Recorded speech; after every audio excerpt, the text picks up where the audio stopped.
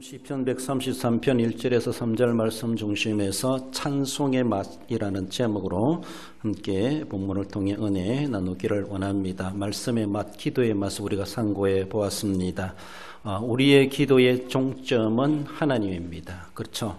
그 이상 갈 수도 없고 갈 필요도 없고 우리의 기도가 하나님께 종점에 도달해야 되는데 가다가 종점까지 못 가면 그것도 실패다라고 볼 수가 있습니다.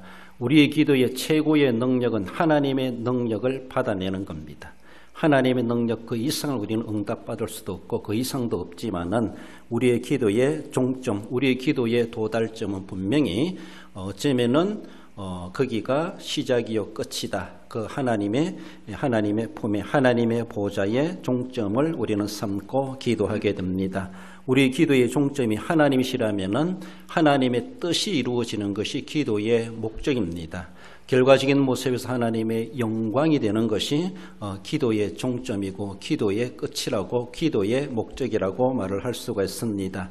그러므로 하나님의 능력을 받아내 가지고 하나님의 뜻을 이루어드리고 결과적으로 하나님의 영광을 나타내는 기도의 생활, 기도의 응답, 기도의 체험 이런 맛들을 우리는 맛보아야 되고 그 맛을 이 세상에서 누릴 수 있어야 될 것이다 라는 것입니다. 그러므로 뒤에도 말씀드리지만은 찬송은 천국 가서도 할 수 있습니다. 계속 해야 될 일이지만 그러나 기도는 천국 가마 기도가 필요 있겠나? 어떨 것 같아요? 천국 가서도 기도해야 되나? 그런 생각이 들어요. 천국에는 기도는 없어도 찬송은 있다 이렇게 말할 수 있는데 그렇다면 이 기도라고는 우리가 오늘 살아있을 때 우리에게 주신 하나님의 특별한 수단이라는 것이죠. 그렇습니다. 그러니까 살아있을 때 내가 이 지상에 있을 때 기도 안 하면은 천국 가서도 할 수 없는 기도다라고 말할 수 있는데 그러므로 이 땅에 있을 때 우리가 열심히 그리고 많이 그 기도의 그 맛이라고 하는 것을 이 세상에서 우리가 맛볼 수가 있다라는 것 우리는 늘 생각해 보며 남다른 기도 생활로 또 기도의 열정으로 기도에 집중하심으로 기도로 하나님의 능력을 경험하시고 하나님의 뜻을 이루어드리시고 하나님의 영광의 결과를 나타낼 수 있는 우리의 모습이 되어야 할 것입니다. 오늘은 찬송이라는 주제로 말씀을 함께 살펴볼 텐데 찬송은 하나님께 올려드리는 노래다라는 겁니다. 1.1이라도 인간들에게 돌릴 노래는 아닙니다. 그렇습니다. 오직 하나님께만 올려드리는 노래, 그 노래가 어떤 노래든지 하나님이 받으실 노래라면 그것이 찬송이다 말을 할 수가 있습니다. 아무리 성경 가사를 가지고 자신의 고백적인 내용을 한다 할지라도 하나님 들으시라고 하지 않는다면은 그거는 찬송이라 할 수가 없습니다. 더 나아가서는 의인들이 부르는 노래가 찬송이다 이렇게 본문에서는 말해줍니다. 정직한 자. 그래서 우리는 그리스도 안에서 의인된 자들이고 구속함을 받은 자들이 부르는 노래가 찬송이라는 것이죠. 목소리 좋고 성대 나왔고 아무리 음악성이 있어도 잘 불러도 아무리 좋은 가사를 가지고 곡조를 가지고 부른다 할지라도 구속함을 받지 않은 자가 부른다면은 하나님과는 아무런 관련 없는 노래일 수밖에 없습니다. 그렇습니다. 비록 음성이 좀 안 좋다 할지라도 내가 구속의 은혜의 감격을 가지고 구속함을 받은 성도로서의 내가 하나님을 들으시라고 찬송을 한다. 그것이 진짜 찬송이다라는 것입니다. 그러므로 우리는 늘 그러한 은혜를 생각하며 하나님 내 찬송 받으시옵소서 그런 마음 가지고 우리의 찬송의 종점도 하나님이시다라고 생각하시면서 오직 하나님께만 올려드리는 노래가 찬송이요 더 나아가서는 의인들이 부르는 노래가 찬송이다라는 것을 생각해 봅니다. 우리는 성도들을 가리켜서 주님 안에서 의인이라고 말하는데 이사야 43장에서는 우리를 찬송하기 위해서 지으셨다 그렇게 말씀하시기도 하십니다. 그러므로 우리 오늘도 지음받고 성도된 것은 찬송하라고 우리를 이렇게 지어 놓으셨고 구속해 놓으셨다라는 걸 생각하며 찬송을 우리가 꺼리할 필요 없고 하나님을 노래하는 그 노래, 그 찬송하는 삶을 우리는 굳이 노래만이 아니겠지만은 폭넓게 성도의 신앙생활 그 자체가 찬송의 삶이요 하나님을 영화롭게 하는 그런 삶이 되는 것. 그래서 오늘 본문은 찬송의 삶으로서 그렇게 의미를 전해줍니다. 찬송의 맛을 우리는 봐야 되는데 그것은 그 찬송은 의인들의 즐거움의 맛을 이야기해 줍니다. 1절에 너희 의인들아 여호와를 즐거워하라. 찬송은 정직한 자들이 마땅히 할 바로다. 그래서 의인이란 말은 차디크란 말인데 의로운, 공정한, 올바른 우리가 일반적으로 쓰는 그런 정의 이런 말로 할 수 있습니다. 의로운 사람은 인간, 대인관계 또 더 넓게 보면 국가적인 모습에서도 평화를 추구해가는 사람이다. 그렇게 말합니다. 나만이 잘 살겠다고 자신이 어떠한 이점을 이용해가지고 남의 단점을 이용해가지고 그렇게 자신을 살겠다고 그런 사람이 아니라는 것이죠. 의로운 사람은 대사회적인 모습에 대인간적인 모습에서도 모두가 다 잘 살고 평화롭게 살고 번영해 가고자 하는 그러한 자세를 가지는 것이 의인의 기본적인 자세라고 하는 것을 보여줍니다. 하나님께서도 우리를 의롭다 여겨주신 것은 우리를 그렇게 하나님의 은혜를 누리며 하나님의 은혜를 공유하며 하나님이 주시는 영생복락을 누리도록 하시기 위해서 우리들 그리스도 안에서 의인으로 삼아 주셨습니다. 이것이 하나님의 우리를 향하시는 하나님이 가지시는 속성이요 하나님의 자세다라고 볼 수가 있죠. 진정한 의인의 자세가 어때야 될 것인가? 우리는 하나님이 나 같은 것, 우리 같은 것이라도 그 반열에 동참케 하시고 그 은혜를 나눌 수 있는 자들로 삼아 주셨다. 그래서 모두가 다 어쩌면 평화롭고 번영하며 화평한 관계를 맺고 살아가게 하는 이런 삶의 자세를 갖추는 것이 의인된 자세, 하나님이 이미 우리에게 그런 은혜를 베푸신 것에 대해서 우리는 하나의 기본으로 삼을 수 있어야 할 것입니다. 그렇습니다. 그러므로 궁극적인 의미에서 의로운 사람은 하나님을 잘 섬기는 자다 이렇게 말을 할 수가 있습니다. 이 말은 정말로 자신의 이익을 고려하지 않고 남에게 꾸어주고 거저주는 그런 삶이 있다라고 다른 성경에서는 말씀하는데 시편 37편 21절에 악인은 꾸고 갚지 아니하나 의인은 은혜를 베풀고 주는도다 그렇습니다. 우리가 그리스도 안에서 의인된 자들입니까? 은혜를 베풀고 주는 자가 의인이다 이렇게 말합니다. 그러나 꾸고 갚지 않으면은 악인이라 그래요. 악인 시편서에서는 그래서 정말로 꾸기를 좋아하고 남에게 도움받기를 좋아하는 것은 악과 의로 나누어 볼 때 악의 편에 서 있는 그런 속성이다라고 말할 수 있습니다. 내 삶의 스타일이 어떠한가? 내 삶의 자세가 어떠한가? 내가 정말 악인의 모습을 가지고 살아가고 있는가? 의인의 모습을 살아가고 있는가? 이런 삶에서 우리 나 자신을 비춰볼 수 있어야 됩니다. 정말로 은혜를 베풀고 주는도다. 은혜라고 하는 것은 뭔가 받기 위해서 주는 것이 결코 아닙니다. 값없이 주는 선물이라고 말할 수가 있는데 베풀고 나누어 주는 이 자세가 의인된 자세라는 것이죠. 하나님이 우리에게 주시는 것도 값없이 그저 선물로 은혜로 주셨습니다. 그렇습니다. 그럼 하나님이 우리에게 그 의인은 이렇게 해야 된다라는 것을 보여주신 것처럼 우리가 그리스도 안에서 의인된 자세부터 갖춰야 되죠. 이런 의인된 삶을 살아가고 이런 의인된 자세의 속마음을 가지고 있는 자가 부를 노래가 찬송이라는 것이죠. 삶은 그렇지 않으면서 나도 그리스도 안에서 의인인데 내가 노래를 하며 하나님이 찬송 받으시겠지? 어쩌면 너무나 이중적일 수가 있습니다. 내 삶의 자체에서 시편에서 37편 그것만이 다가 아니겠지만은 정말로 남에게 베풀어주고 함께 공유하고 평화를 누리고 함께 번영해 나아가는 그런 자세를 갖추어 가야 되죠. 그렇습니다. 잠언 14장에서는 이렇게 이러한 의인들의 백성이 많아진다는 것이 나라의 영화다 이렇게 표현하고 있습니다. 그렇습니다. 나라의 공의는 나라를 영화롭게 한다. 공의는 나라를 영화롭게 하지만은 죄인은 악인들의 된다는 것은 백성들을 욕되게 만든다는 것입니다. 그러므로 우리가 살아가는 내 삶의 의인의 삶을 살아가고 의인의 자세와 의리 마음을 가지고 살아가면서 오늘 본문에 그 의인들이 부르는 노래가 찬송이다. 그렇게 살아가는 사람들의 부르는 노래가 찬송이라는 것이죠. 의인들아 여호와를 즐거워하라. 여호와를 즐거워할 수 있는 사람들은 의인들입니다. 의인들에게 하나님 그것을 요청하십니다. 의인들의 그 삶을 하나님은 받으십니다. 나는 그 의인의 삶을 살아가지 않으면서 하나님을 즐거워할 수 있는가? 하나님을 영화롭게 할 수 있는가? 하나님을 내가 찬송한다고 노래할 수 있을까? 어쩌면 이중적이다라고 말할 수가 있죠. 그렇습니다. 정직한 자들이 마땅히 할 바로다. 여호와를 즐거워하는 것이 우리 인생의 제일 되는 목적 중에 하나이죠. 하나님을 즐거워하는 것. 하나님께 즐거움을 드리고 하나님 때문에 내가 또 즐겁고 이런 삶이죠. 즐거워하라라는 말은 라난이란 말인데 외치다 큰 소리로 부르다 기뻐 소리치다 이런 말인데 엄청나게 기쁨을 겨워하는 그런 모습을 말씀합니다. 하나님이 구원하시는 행동에 따라서 이스라엘 백성들의 기쁨을 그렇게 묘사하게 되는데 하나님께서 하시는 일들을 보면서 환호성을 지르는 것이죠. 엄청나게 너무너무 기뻐가시고 와! 라고 하며 이것을 말로 다 표현할 수 없을 정도로 그렇게 하나님을 찬송하는 그런 모습.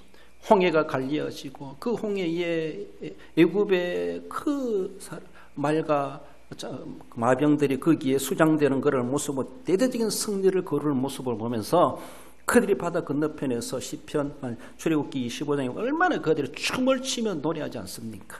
하나님이 행하신 일을 보면 그들은 환호성이 나오게 되어져 있습니다. 이것이 찬송입니다. 저절로 나오게 되었고 저절로 춤이 춘추게 되었고 하나님이 하시는 일들을 목격하니까 경험하니까 노래가 안 나올 수가 없다는 것이죠. 그 하나님을 찬양하지 않을 수가 없다는 것이죠. 그렇습니다. 레위기 9장 24절에 보면은 불이 여호와 앞에서 나와 제단 위에 번제물과 기름을 사른지라 온 백성이 이를 보고 소리 지르며 엎드렸더라. 소리 지른다, 기뻐한다 이 말. 여기서 무슨 말인가 하면 레위기 9장에서는 아론이 처음으로 제사장이 돼가지고 처음으로 하나님 앞에 제사를 드리는 겁니다. 첫 제사를 드렸는데 하나님께서 어떻게 응답하셨는가? 불이 내려왔습니다. 불이 내려와가지고 제단을 사르는 이런 모습을 볼 때 주변에 봤던 온 백성들이 정말로 두려워서라도 놀라지 않겠습니까? 생전 하늘에서 불이 내려와서 제물을 사르는 모습을 본 적이 있나? 그렇죠. 이스라엘 역사 가운데 정말 이런 일은 잘 없었다고 볼 수 있습니다. 이제 종종 앞으로 그런 일들이 일어나겠지만은 아론이 제사장이 돼가지고 처음으로 하나님 앞에 제사장으로 임명받고 이제 제사를 드리는데 하나님이 그 첫 제사를 그렇게 참 아름답고 정말로 거창하게 하나님이 불로 응답을 받으시는 그런 모습을 봤을 때 온 백성이 이를 보고 소리 지르며 엎드렸더라. 이것이 그 소리 자체 두려움도 있었겠지만은 신비스러운 그런 모습. 하나님은 살아계시는구나. 하나님의 그 위대하심을 그들이 홍해도 건너왔지만은 여기서 처음 첫 제사를 드리면서 하나님이 받으시는 그 모습에 그들이 환호성을 지르는 이것이 저절로 하루에서 하는 것이 아니라 그것이 하나님 앞에 그들이 기뻐하며 소리치는 그런 모습, 마땅히 할 바로라고 하는 것을 말씀하죠. 느헤미야 8장 10절에 보면 여호와로 인하여 기뻐하는 것이 너희의 힘이니라 말씀합니다. 느헤미야가 산전수전 겪어가며 예루살렘 도성을 중수하고 나고 율법을 낭독하니까 온 백성들이 율법을 들으면서 몇 년 만에 그 율법을 듣습니까? 율법을 들을 때 그들이 감격스러워서 막 웁니다. 그러니까 느헤미야는 에스라가 오늘은 울지 마라 여호와의 성일이니 라고 하면서 여호와로 인하여 기뻐하는 것이 너희의 힘이니라 라고 하며 하나님을 찬송하는 것, 기뻐한다는 찬송한다는 것이죠. 하나님을 찬송하는 것이 우리의 힘이라는 것이죠. 예수는 나의 힘이요 이렇게 말하는 것처럼 우리가 찬송을 할 때에 나를 위해 부르는 것이 아니고 하나님을 위해서 부르는 것이죠. 그런데 힘은 내게 나오는, 힘이 내가 힘을 얻는 것이죠. 나를 위해서 부르는 것도 아닌데 하나님 위해서 내가 찬송을 불러드릴 때 슬픔도 가시고 고통도 가시고 오늘의 여러 가지 스트레스 받고 우울했고 여러 가지 힘든 모든 상황들 가운데 하나님의 은혜가 임재하는 것들을 느꼈을 때 세상은 아무것도 아닌 것처럼 하나님의 은혜로 가득 찼을 때 거기에 예수님은 나의 힘이십니다.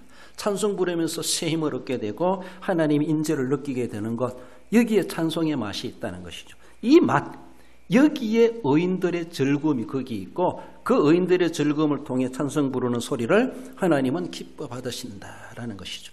내가 나를 위해서 노래 부르는 것이 아니라 하나님을 위해서 내가 내 사정이 어떠하다 할지라도 핑계 삼지 말고 그러함에도 불구하고 내가 하나님을 찬송해야지. 찬송했을 때 하나님이 영광 받으실 때 내게 있는 여러 가지 모든 문제도 문제로 보여지는 것이 아니라 바로 그 여호와로 말미암아 내가 힘을 얻는도다. 새 힘을 얻게 되는 여기에서 그 즐거움의 맛을 우리가 찬송을 통해서 볼 수가 있다라는 겁니다. 지금 신앙생활 수십 년 생활 가운데 이런 맛들을 많이 경험하셨겠지만은 이 감각이 약화되지 아니하고 둔화되지 아니하고 계속 내 생애 가운데 하나님, 내가 임종의 순간이 된다 할지라도, 내가 흥얼거리며 찬송한다 할지라도 이 의인들의 즐거움을 느끼는 이 찬송의 맛을 내가 잃어버리지 않게 하소서. 그 찬송의 맛을 내가 누리면서 내가 삶을 마감하게 해 주옵소서. 그런 자세가 필요하다라는 것이죠. 그러니까 정신이 혼미한 사람들이 가서 임종 직전에 찬송을 불러주고 함께 찬송을 하고 했을 때 약해져 갔던 그 사람의 찬송의 감각이, 찬송의 맛을 되새기게 되고, 어쩌면 죽어가면서라도, 임종하면서라도 하나님이 나를 붙잡아 주심에 대한 힘의 능력을 공급받을 수 있다고 하는 것을 말씀합니다. 하나님이 하시는 일이기 때문에 신비적인 은혜와 능력도 우리는 기대할 수가 있습니다. 찬송의 맛입니다. 나아가서는 찬송의 맛은 의인들의 감사를 말씀해 주고 있습니다. 2절에 수금으로 여호와께 감사하며 10줄 비파로 찬송할지어다. 찬송은 오직 하나님께 올려드리는 인간의 노래이며 기도이기도 하고 예배행위다, 이렇게 말할 수가 있습니다. 꼭 악보를 가지고 노래 불레마 찬송이 아니죠. 하나님께 찬송하는 그 자체가 내 기도에 되고 나의 예배가 되는 것이죠. 그렇습니다. 그러므로 예배나 기도나 찬송이나 모든 것은 다 하나다라고 볼 수가 있는데, 오로지 하나님께 올려드리는 인간들이 할 수 있는 종교적인 행위입니다. 그렇습니다. 그러니까 하나님께 찬송하고 기도하고 예배하는 것, 우리가 그렇게 뜸들일 이유가 없고 눈치 볼 것도 없다. 하나님이 기뻐하신다면 언제 어느 때라도 우리는 할 수가 있는 그런 마음을 가질 자세가 필요하기도 합니다. 그렇습니다. 오직 하나님께 올려드려지는 노래, 찬송입니다. 그래서 우리가 찬송가라고 하죠. 이것은 복음성가와 다르게 이거는 신학자, 국문학자, 음악가, 여러 가지 전문가들이 모여가지고, 그리고 신앙적인 하나님께 올려드릴 찬송가로 집대성한 겁니다.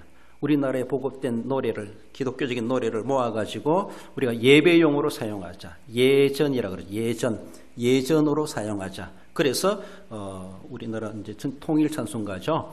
교단을 초월해가지고, 그래서 온 교회가 이 찬송가를 통일적으로 사용하도록 그렇게 만들었습니다. 한편에서는 초교파적이다 보니까 우리 신학과 조금 안 맞는 그런 모습도 있기도 합니다만 하고, 또 생소한 노래도 어떤 있기도 하지만은 일반적인 하나의 전체적인 모습에서는 오직 하나님께 불려드릴, 하나님께 올려드릴 예배용이다, 예전용이다, 이렇게 생각하셔야 됩니다. 그래서 물론 우리를 위해서도 함께 은혜를 위해서 찬송을 부르지만은 궁극적인 전제되어야 되는 것은 모든 찬송은 오직 하나님만 들으시라고 만들어 놓은 찬송이다라는 것을 우리는 일단 전제해야 됩니다. 그래서 사람 듣기 좋아라고 사람을 위하여서 사람을 추앙하는 그런 노래는 안 된다는 것이죠.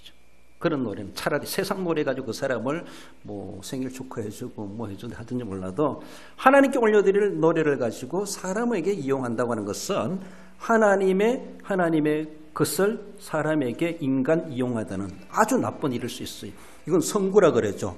선구는 하나님을 위해서 예배용으로 사용된 게 세상 나가가지고 자기 맛대로 쓰는 거나 똑같아요. 남용하는 겁니다. 그러니까 찬송은 모든 성도들이, 모든 기독교인들이 사용하는 찬송가지만은 나를 위한 것도 아니고 누구를 위한 것도 아니라 오직 하나님을 위한 것이다 라는 것.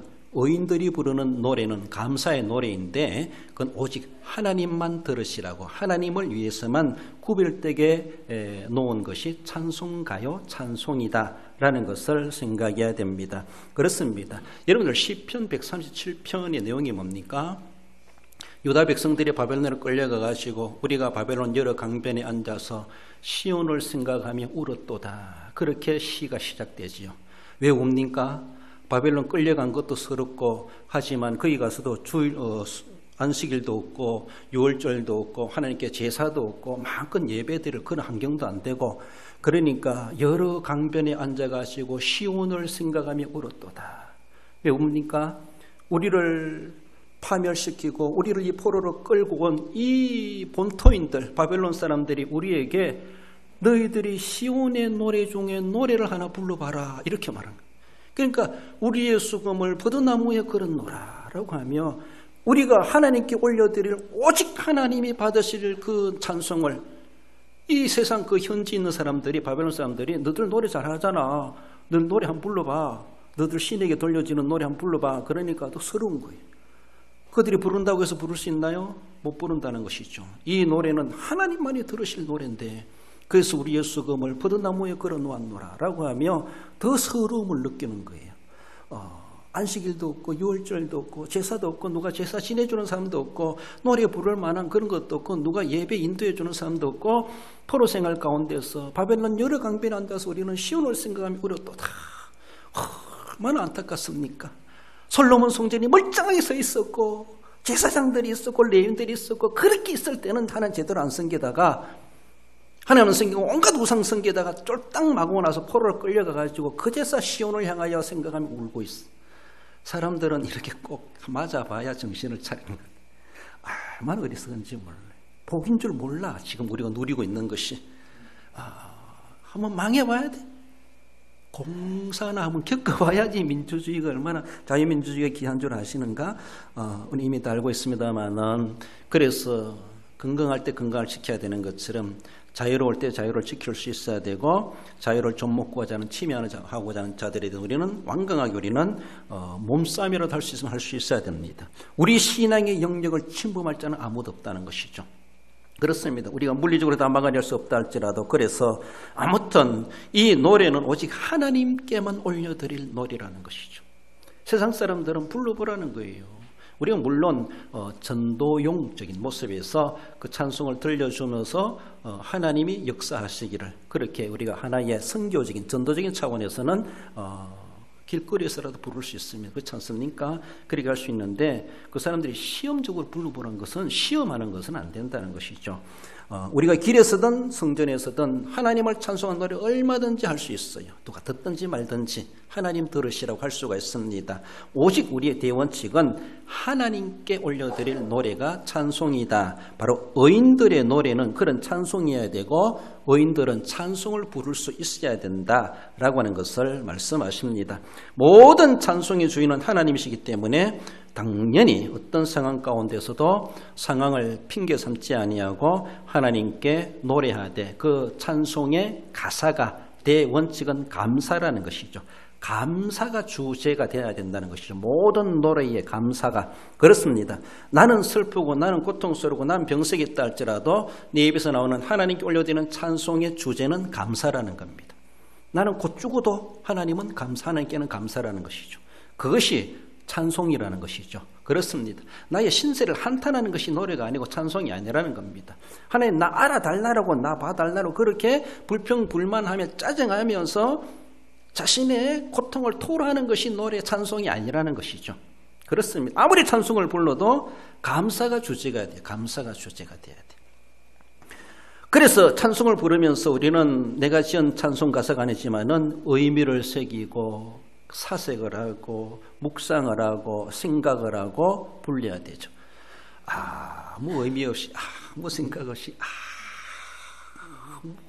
아무 정신 없이 들어가서는 아무런 정성도 없이 부르는 것은 아무리 찬송가를 불러도 하나님께 도달할 찬송은 안 된다는 겁니다. 우리의 찬송의 종점은 하나님입니다. 도달 못해도 안 돼요. 이성도 안 가지만은 내 기도와 내 찬송은 내 예배는 하나님께 도달되는 것이 목적입니다. 그렇습니다. 그 이후엔 하나님이 알아서 하시는 겁니다. 받으셨으면은 그렇습니다. 우리는 아무튼 하나님의 보좌에까지 도달하도록 해야 돼. 도달해야 되는데 그러나 도달할 만한 자격이 되지 못하는 것들이 얼마나 많겠는가. 기도를 한다고 하며 찬송을 한다고 하며 예배를 한다고 하면서도 어쩌면은 가다가 아니 가면 아니 간 건 못하다 이렇게 말하는 것처럼 안 한 거나 똑같다라고 볼 수가 있어요. 뭔가 애를 쓴다고 썼는데 제대로 맞지 않다 보니까 종점 가지 못하는 목적을 이루지 못하는 그런 노래들이 얼마나 많겠는가. 우리가 부르는 그런 노래 찬송은 주제가 감사라고 하지만은 전체적인 모습에서 하나님 본체 하나님 자체가 감사의 노래입니다. 하나님 내게 이런 은혜를 베풀어 주셨으니까 이렇으니까 그 이유 때문에 찬송할 이유가 아니라는 것이죠. 하나님은 하나님 본체, 하나님 자체 그 자체가 찬송의 대상입니다. 찬송의 대상입니다. 그렇습니다. 하나님 대해서 우리가 다 알지 못합니다. 적어도 성경 이상 하나님 알 수 없습니다. 성경만큼 계시된 만큼 우리가 다 안다는 것도 쉽지 않은데 그 하나님에 대해서 그 사역들을 생각하며 그것이 내게 미친 은혜를 생각하면서 감사도 할 수 있겠지만은 내가 그러나 내게 미치든 안 미치든 내가 알든 모르든 하나님 존재 자체마저도 우리는 찬양의 대상이라는 것이죠. 더 나아가서 하나님 사역으로 바라볼 때 예수 그리스도까지 보내시기까지 우리를 구속하신 나를 구원해 주신 이것이 어쩌면 최고의 감사의 주제라고 말할 수 있습니다. 이것 때문에 우리는 감사라고도 말할 수가 있어요. 내가 인간으로 지원받은 것뿐만 아니라 나를 구속해 주신 그 은혜. 인간으로 지원받았는데 지옥 가면 무슨 소용이 있습니까? 인간으로 태어난 것 얼마나 불행스럽습니까? 그러나 인간으로 태어났음에도 불구하고 또 나를 하나님의 자녀로 삼아주신 구속의 은혜, 구원받은 은혜. 그리고 우리 모든 찬송은 구원 찬송이라 할 수 있어요. 구원의 은혜에 감사하는 찬송. 이것이 감사의 최고의 주제라고 말할 수가 있죠. 구속의 은혜 이걸 생각하면요. 오늘 내가 지금 잿더미 위에 올라앉았어도 구속은 아무 이상이 없기 때문에 감사가 되는 거예요. 난 지금 어떤 큰 병에 걸려가지고 곧 죽을 것 같아도 내 구원은 이상이 없기 때문에 그것 때문에 감사하는 거예요. 내 죽을 판이 생겨도 다 깜짝 났어도 나를 위한 하나님의 나라는 멀쩡하기 때문에 감사하는 거예요. 내가 갈 하나님 나라는 멀쩡하기 때문에. 그렇습니다. 세상의 어떤 환경과 조건이 그것 때문에 천국이 뭐 뒤흔들린다든가 구원이 올라가락한다든가 뭐 결정되나 마냐 이런 것이 아니라는 것입니다. 그러니까 우리 형편 바라보면서 찬송할 수 있니? 뭐 이 판에 무슨 노래가 나오니? 이런 것이 아니라는 것이죠. 그 판에도 노래가 나와야 돼. 그 판에도 찬송을 할 수 있어야 돼. 왜? 하나님이 우리에게 베푸신 은혜는 내 판보다 엄청 크기 때문에 이 판이 어떻게 어지럽혀진다 할지라도 하나님이 계획하신 것은 전혀 손상이 없어요. 그것 때문에 찬송하는 것이지 이것 때문에 찬송이 아니라는 것이죠. 사람들은 세상 것을 바라보면서 감사합니다. 수고했습니다. 막 이디한 것처럼 하는데 세상의 사람들은 이 세상 걸 보소 세상 신을 섬기는 거예요. 그 사람들은 세상 것 잘 되라고. 물론 하나님 세상 것도 잘 되게 하십니다. 그러나 우리의 대원칙은 가장 전제되는 것은 땅의 것이 아니요 위의 것입니다. 나는 무슨 일이 일어난다 할지라도 하나님은 끄떡없어. 그러니까 찬송해야 돼. 그 하나님은 나를 보장해 주시기 때문에 내 영혼을 책임져 주시기 때문에 그렇지 않습니까? 들어가서는 현실적인 은혜. 현실이 없다 할지라도 그것도 꼽아보면서 감사할 일이 많고 노래할 것이 많고 오늘의 현실적인 현재적인 모습에서 범사에 감사해야 되죠. 앞으로 베푸실 은혜를 내다보면서 내 기도 제목이 이루어질 것을 내다보면서 내가 앞으로 이루어질 인생의 내용들을 바라보면서 미래에 베푸실 은혜를 생각하며 우리는 또 감사하지 않을 수가 없다라는 겁니다.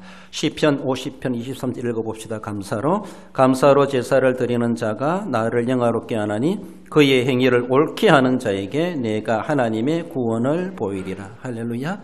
그렇습니다. 우리를 구원하실 분은 오직 하나님 예수 그리스도밖에 없습니다. 다른 길은 없나니 다른 이름을 주신 일이 없나니 오직 그 구원의 은혜를 생각해 볼 때 정말 다른 거 다 없다 할지라도 가족이고 뭐 남편이고 아내고 자식이고 다 나를 배신한다 할지라도 하나님은 나를 버리지 아니하시는 구속의 은혜는 변함이 없습니다. 우리를 향하신 하나님의 아주 절대 그 은혜를 우리는 받았기 때문에 그 은혜에 감사하는 나머지 의인들의 감사가 거기에 동기부여가 있다라는 겁니다. 그러므로 오늘 내 사정이 어떠하고 상태가 어떠하고 정말로 죽을 상황에 놓였다 할지라도 우리는 여전히 정직한 자들이 마땅히 할 바로다. 그 순간에 내가 정직하다면 해야 돼. 그 순간에 그것 때문에 내가 정직하지 못하면 찬송 못하겠죠. 우리의 의로움과 우리의 정직성이 세상 것 때문에 변동이 있다라면은 우리의 구원도 보장되지 않는다고 볼 수 있습니다. 하나님은 변함이 없는데 우리 스스로가 왜 그렇게 이럴 때는 의인 같고 이럴 때는 정직하고 이럴 때는 불의한 것 같고 이럴 때는 노래 못하겠다 하고 이럴 때는 예배도 못하겠다 이런 교회 나고 쉽지 않다 하고 예배도 소홀히 해버리고 등 돌리는 거 어떻게 그리 할 수 있습니까? 어떤 가운데서 세상이 무너져 하늘이 무너져도 나는 하나님을 찬송하리다. 이런 자세, 늘 감사한 마음으로 어떤 상황 가운데서도 감사치 못할 일이 없다는 것을 기억합시다. 나아가서 마지막 찬송의 맛은 의인들이 부를 새 노래임을 말씀합니다. 새 노래로 그의 노래하며 즐거운 소리로 아름답게 연주할지어다. 아름답게 연주할지어다. 아름답게 찬송할지어다. 그 아름다움이 무엇인가? 즐거운 소리로 아름답게. 그러니까 아름답게 한다고 하는 것은 우리로 보면은 최선의 정성을 다하는 것이, 정성을 다한다, 최선을 다한다, 마음을 다한다, 힘을 다한다, 뭐 이렇게 다 포함되는 것이 아름답게 연주할지어다. 그렇습니다. 새 노래라고 하는 것은 뭐 신선하다, 새롭다는 건데, 날마다 뭐 창작해가지고 새 노래로 부르라는 것이 아니라, 쉬운 말로 헛노래를 부르더라도, 옛날 노래를 부르더라도 새 노래처럼 새로운 마음 가지고 내 마음이 정결한 심령 가지고 하나님 앞에 불러드리는 노래, 부르는 노래, 그렇지 않습니까? 오늘날에는 뭐 음악성이 여러 가지 발달해 가지고 막 여러 가지 복잡하기도 한데, 옛날에 어른들이 불렀던 그런 노래랄지라도, 고전이랄지라도 정말로 그 노래도 오늘도 내가 새 마음을 가지고 정성을 가지고 부르면은 새 노래가 되는 겁니다. 새 노래가. 그렇습니다. 방금 지어낸 따끈따끈한 그런 곡이 아니라는 것이죠. 그 아니랄지라도 오늘 우리가 늘 부르는, 안 보고도 부를 수 있는 찬송이랄지라도 늘 새 노래를 접하는 것, 새롭게 밥을 해가지고 첫 술을 뜨는 것처럼, 그렇지 않습니까? 따끈따끈한 그런 심령 가지고 그 노래의 맛을 그 노래로 그렇게 부르라는 것이죠. 그 노래, 그런 노래 부르는 것처럼, 처음으로 이제 세상에 발표하는 것처럼 얼마나 그렇게 신선하기도 하고 두근거리기도 하고 설렘도 있고 기대감도 있겠습니까? 늘 찬송할 때 그런 자세가 필요하다라는 겁니다. 세상에서 온갖 육신의 만족을 위해서 욕심을 부리며 살다가도 교회에 와서 우리가 찬송한다는 그 자체가 새로운 노래, 새 마음으로 노래할 수 있어야 됩니다. 세상에는 찌들고 힘들고 시험 들고 많이 정말로 우구지 같은 삶을 살아왔다 할지라도 하나님 앞에 나와서 내가 예배자로 왔다라면은 새 노래를 부를 수 있는 마음을 정돈하고, 이렇게 처음에 교회에 딱 앉았으면 무슨 기도합니까? 하나님, 내가 예배자로 부름받아 왔습니다. 예배자가 되기 합당한 내 마음 되게 해 주옵소서. 세상에 모든 다 내려놓고 어쩌면은 불화했던 거 가서 화평하게 하고 와서 화목하게 와서 하라고 하는 것처럼 다 내려놓고 지금 내가 찬송 부르다가 하나님 앞에 소천돼도 상관없습니다. 이런 자세, 하나님 만나길 원합니다. 그 조용하게 정말로 경건하게 하나님을 문을 놓고 하는, 하나님께 문을 두드리는 그런 기도. 하나님, 내가 참되게 예배하게 해 주옵소서. 온 마음 다하여 예배하게 해 주옵소서. 기도하게 해 주옵소서. 찬송하게 해 주옵소서. 말씀에 내가 집중하게 해 주옵소서. 자신을 두고 순간 기도하면은 이 기도가 깊어지면요, 예배가 시작한 줄도 모르고 계속 기도할 수 있어요. 우리는 앞에 찬송 인도할 때까지 뭐 속닥거리고 앉아서 무슨 동네 이야기거리가 그렇게 많은지, 평소에 동네에서 만났으면서도 교회 와서도 또 할 말이 그렇게 많은지 몰라요. 예배 마치고 앉아가지고 1시간 2시간 교제하세요. 앉아가지고 예배 전에 하지 말고. 얼마나 좋습니까? 예배 마치고 쑥 나가버리러 가지 말고 불 켜놓고 앉아서 이야기하고 놀으세요. 그런 거 괜찮아요. 근데 예배 전에 와가지고 기도하는 시간에 기도 안 하고 무슨 하실 말씀이 저렇게 많은가. 재미나게 이야기하는 것도 교제이기도 하지만은 자신의 예배를 위해서, 내 예배를 위해서 쭉 기도로 준비해가는 것, 그리고 회개하면서 예배에 맞는 그런 마음가짐, 몸가짐을 갖추어가는 것이 예배 전의 기도다라는 것이 필요하기도 합니다. 그렇습니다. 아무튼 어렵다 할지라도 찬송하기 전에 내가 새 노래를 부를 수 있는 마음가짐부터 준비돼야 되죠.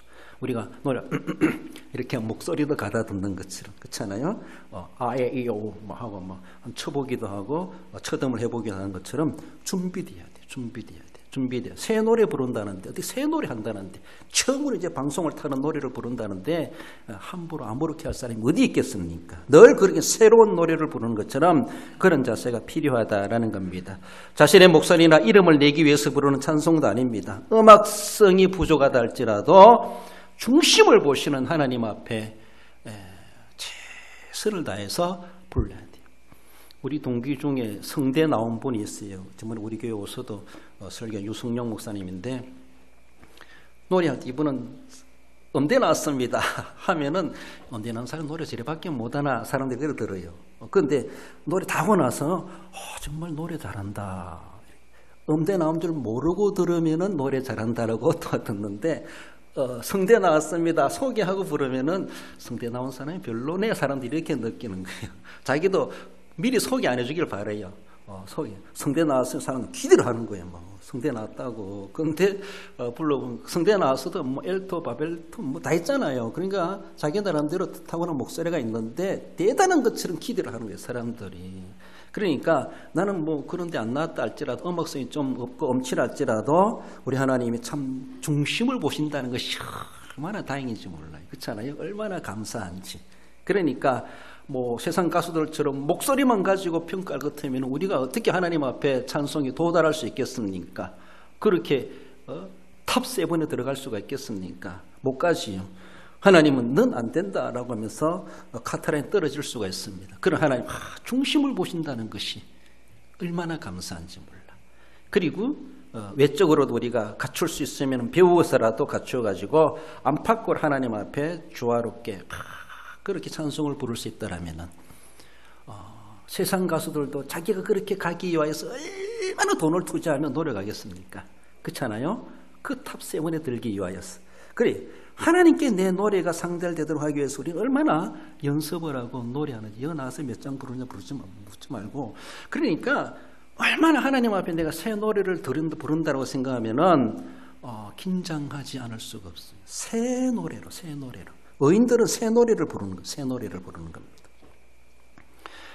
그 찬송할 때 보면은 감격이 되기도 하고 감사가 되기도 하고 감동이 되고 은혜가 되죠. 세상 가수들이 부르는 것도 사람이 울잖아요. 방청객도 울어요. 그 소리 들으면서. 그렇잖아요. 감동이 매료돼 버려요. 얼마나 잘 부르면은 방청객들도 눈물을 줄줄 흘리겠는가? 저도 그런 감동을 받을 때가 있었는데 그러면서 찬송 부르면서 저렇게 감동받을 때가 있었나? 저 스스로도 그렇게 느껴볼 때 참 인색하게 내가 노래했구나 찬송했구나 그런 생각이 들기도 합니다. 그렇습니다. 한 번은 제가 골목길 시골에 살 때 그쵸 말씀드린 적이 있는 것 같은데 이웃교회가 구역예배 드리는가 봐요. 어느 집에 와 구역예배 드리는데 끝날 때인지 시작할 때인지 찬송이 제가 지나가면서 듣는데 골목에서 들리는 소리가 죄송합니다만 정말로 힘마가리 없는 찬송 소리. 찬송이 저래 들려. 찬송 소리가 왜 저러냐. 제가 아는 찬송인데 어릴 때 골목을 지나가면서 이웃교회 구역예배 드리는가 봐요. 그 집에 와가지고. 근데 너무 힘이 없는 찬송 소리가. 죄송해요. 정말로 노인들만 모이는지 모르지만은 아무리 그래도 안 믿는 사람들이 들으면은 무슨 곡하는가 찬송 내가 불러도 참 안 듣고 싶다 이런 소리. 그냥 단 넘어 들려오는 소리가 그래요. 이것이 물론 그들은 어떻게 그 중심을 보시 하나님 어떻게 받았는지 모르지만은 제가 듣기에는 찬송 저거밖에 못하나 이렇게 느껴지더라고요. 좀 찬송을 부를 때 힘있게 부르고 의미를 살려가지고 그 곡에 맞게 가사에 맞게 좀 그렇게 부르면 얼마나 좋을까. 정말 하기 싫은 거 억지로 형식적으로 하는 것처럼 그렇게 느껴지더라는 것이죠. 찬송 저렇게 불러도 되나 이렇게 느낄 때가 있었습니다. 그렇습니다. 사람이 듣기도 그런데 하나님 듣기도 하지 마라. 하나님께서 그러시지 않겠는가? 중심을 보신 하나님은 다르게 평가도 하실 수 있겠지만은 그렇습니다. 여러분들 정말로 전인적으로 정성을 다해서 찬송을 부른다면요 목소리 아끼지 않습니다. 우리의 머리에서 발끝까지 우리의 몸짓 아끼지 않습니다. 새 노래를 부른다는데 내가 새 노래를 지금 발표한다는데 새 노래가 지금 방송을 탄다는데 처음으로 방송을 내가 판다는데 생각해 보세요. 이 새 노래입니다. 늘 부르던 노래라도 그 노래 그저 가식으로만 부를 수가 절대로 없다고 봐요. 오인이라면 새 노래라면 그 노래가 하나님께 올려질 노래로 부른다면 앞에서 나와서 부르든지 앉아서 부르든지 다 함께 부르든지 아무튼 그래요. 찬송하는 자세부터 다를게. 여러분들 초등학교 중학교 다닐 때 노래 배울 때도 그렇잖아요. 아빠하고 나 아빠하고 막 꾸중하게 앉아가지고 노래하러 갑니까? 음악 선생이 똑바로 앉아, 고개 펴고 어깨 펴고 막 입을 크게 벌리고 막 이 애뜨긴 자세부터 아끼지 않습니까? 그렇잖아요. 좀 A, B, C, D 배울 때도 그래. A, B, C, D 입 모양 정확하게 발음을 정확하게 입 모양도 중요해. 혀가 어떻게 해야 돼? 이것까지도 막 지도해 주는 거예요. 그래, 발음을 내기 위해서는.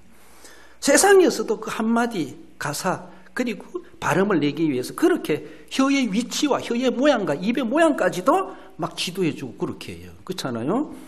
얼마나 귀한지 몰라요. 우리가 늘 일상적으로 하면 다 그렇게는 할 수 없다고 하지만은 목소리와 함께 우리의 표정과 입술과 우리의 시선과 우리의 음악성 모든 것을 동원해서 새 노래에 걸맞는 노래를 하게 되어져 있습니다. 트로트의 임영웅 알아? 임영웅? 제가 임씨라서 잘 아는데 그가 어느 60대 노부부의 이야기, 그렇죠? 처음에 어떻게 해요? 곱고 흰 그 손으로 넥타이를 메어주던 때 어렴풋이 생각나오. 그렇죠? 거기서 임영웅이 곱 첫자잖아요. 레전드 심사위원이 말하잖아요. 임영웅은 곱에서 끝났다. 이미 곱에서 첫 단어 곱고 희던 그 손을 할 때 곱에서 이미 다 나왔다는 거예요. 그렇게 심사평을 하더라고요. 그래 세상 노래도 딱 살리려 할 때 정확하게 그 레전드든 전설적인 인물들은 다 알아듣잖아요. 그게 정말로 가성인지 내성인지도 알고 그래가지고 탑이 되지 않습니까? 영웅이가? 우리는 그렇게 못한다 할지라도 정말로 액센트를 살릴 때 살릴 줄 알고 고저장단 뺄 땐 뺄 줄 알고 높일 땐 높일 줄 알고 낮은 소리 할 때 낮은 소리일 줄 알 줄 알고 그 바람이 정확하게 끝까지 유분이 남도록 부를 수 있다고 하는 것. 그래 곱고 희던 그 손을 할 때 거기서 다 나왔다는 거지. 이미 거기서 그것만 들어봐도 다른 안 들어봐도 그 가수는 그렇게 할 수 있다는 거죠. 그렇죠? 얼마나 귀한지 몰라요. 만약 못 갖춘 마도로 시작한다면 좀 약해 나온다 할지라도 그 뒤에 딱 들어갈 때는 그 액센트가 살아나게 할 수 있습니다. 그러니까 우리가 찬송을 부를 때도 너무 아는 찬송이 우리가 거기에 마귀의 함정에 빠질 수가 있어요. 그냥 대충 불러라. 너 알지 않느냐. 그러니까 의미도 모르고 가사도 모르고 다 부르고 나서도 무슨 노래 불렀는지도 몰라요. 기억도 안 나죠. 찬양장 가서 찬양을 해도 다 끝나요. 찬양 가사 기억나는 한 개도 없어. 부른 사람 부르고 듣는 사람 들고 넌 불러라 나는 모른다 이런 것이죠. 그러니까 다 함께 하는 것에도 불구하고 우리는 거기에 대해서 별로 관심이 없고 나와는 관련이 없어요. 예수님 십자가에 못 박혀 돌아가셔서 나와 관련 안 시키면 아무 상관없어요. 나와 관련 없어요. 내가 관련시키니까 내가 구원을 받는 거예요. 찬양대가 부르는 찬송을 나와 관련시키니까 내 찬송이 되는 거예요. 장로님 기도하실 때 그 기도를 나와 관련시키니까 내 기도가 되는 거예요. 함께 드리는 예배에 내가 그게 참여하고 내가 관련시키니까 그 예배가 내 예배가 되는 거예요. 제가 설교하는 것이 하나님의 말씀으로 내주시는 말씀이다. 내가 관련시키니까 그 말씀이 내게 말씀해 주시는 하나님의 말씀이 되고 은혜가 되고 그 말씀대로 살아나게 됩니다. 아무리 유창하게 뭔가 한다 할지라도 자기와 관련시키지 않으면요 아무런 소용없어요. 예수님의 십자가 아무 관련 없어. 나와 관련 안 시키면은. 그러니까 오늘 우리는 예배드리는 찬송의 모습에서도 보면요 죄송해요. 마스크 썼을 때는 잘 몰랐는데 벗고 나니까 이제 다 밝았대요. 다 밝았대. 3년 전에도 저랬나? 잘 몰랐는데 정말 뭐 마음에 쏘가리 하는 게 있는가? 뭔가 아픈 게 있는가? 저렇게 안 부르고 싶은가? 얼굴은 정말 우부지상해가지고 인상 써가면서 그리고 입술 벌리는 게 저렇게 입술이 무거운가? 왜 입술 그렇게 애끼는가? 에, 이, 오, 우 막 좀 하면 얼마나 좋습니까? 입은 옆으로 펴져서 아래 위로 벌리라고 그렇게 강조도 하는데 여러분 입 이거 쭉 빼가지고 한번 불러보세요. 그렇게 아낍니까? 새 노래를 부른다는데, 의인이 부르는 노래라는데, 세상 노래도 곱에서 다 나왔다. 그것만 들어보도, 뒤는 안 들어보도 이 가수는 다 안다. 이렇게 할 수 있는 것처럼, 정말로 해야 될 때 나타내야 되죠. 이것이 찬송의 맛이 거기서 느껴지는 거예요. 하나님께서도, 너 노래, 그게 맛있다. 하나님 들으시는 거면서, 거기서 다 나왔다. 하나님이 주시고, 하나님께 부르는 그 찬송에 대해서 우리가 얼마나 정성을 다해도 부족할 수밖에 없는데, 어쩌면은, 찬송을 부르는 모습을 보면, 저는 다 이해 못하니까 오해를 할 수 있겠지만은, 그러나 이해 못하는 그 폭으로 바라볼 때, 참 실망스럽다 때가 있어요. 좀 입을 크게 벌리고 좀 열심히 부르는 것처럼 모습도 그렇게 보이면 얼마나 좋을까? 얼마나 입술이 두껍고 무거운지, 얼마나 보여주고 싶지 않은 것인지 가수들은 맞서고 키우고 싶어요. 그러면 그렇게 하지 말고, 그러니까 마스크 쓴 사람도 좀 벗겨놓으면 좋겠다, 그 모습 보고 싶다 싶은데, 마스크 벗고 주님 내보세요, 너무 예쁘게 부르려기보다 정확하게 부르려고 애를 쓰고 열심히 부르려고 애를 쓰면요, 좀 흉하게 볼 수도 있어요, 도리어. 그러나 하나님 얼마나 귀하게 보시겠는가. 내가 새 노래로 지금 카메라 앞에서 처음으로 내가 영상을 띄운다 막 생각하시면서 그렇게 보십시다. 우리 시편 150편 1절 6절 읽어봅시다. 앞에 나오는 거. 할렐루야. 할렐루야. 그의 성소에서, 그의 권능의 궁창에서 그의 능하신 행동을, 그의 지극히 위대하심을 나팔소리로 비파와 수금으로 쏘고치며 춤추어 현악과 퉁소로 큰 소리 나는 제금으로 높은 소리 나는 제금으로 호흡이 있는 자마다 여호와를 찬양할지어다. 할렐루야. 할렐루야. 그렇습니다. 기도에, 천국에는 기도가 필요 없을지 모르지만은 천국 가도 찬송은 부른다. 다윗은 난 천국 가서도 찬양대 치유할래, 이런 꿈이 있었다고 하는 말이 하는 것처럼 그렇습니다.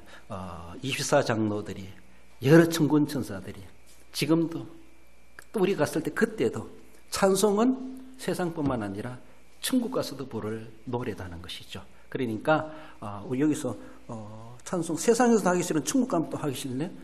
세상에서 하기 싫으면 천국 가서 어떻게 평생 노래하면서 살 거예요. 그러니까 노래가 아니라 하나님을 찬송하는 삶이, 우리의 삶 자체가 하나님을 노래하는 그런 삶이 될 수 있어야 할 것입니다. 읽어봅시다. 결론적으로 하나님을 찬송할 의인됨을 알고 늘 하나님으로 즐거워하며 어떤 상황에서도 감사의 마음을 가지고 새 노래로 온마음 다하여 찬송함으로 찬송의 맛을 보며 그 은택을 누리며 사는 성도가 됩니다. 그렇습니다. 나를 그럼 찬송할 수 있는 자로 삼아주셨구나. 나를 찬송할 수 있는 의인 되게 하셨구나. 이 한 가지만 생각해도 어찌 찬양하지 않을까라는 것을 생각하시면서 찬송의 맛을 보시면서 그 맛을 더 누리기 위해서라도 더 열심히 하나님을 찬송하는 그 삶으로 즐거움을 누려가시고 하나님을 영원롭게 하시는 우리 성도 모두가 되시기를 주님의 이름으로 축원드립니다.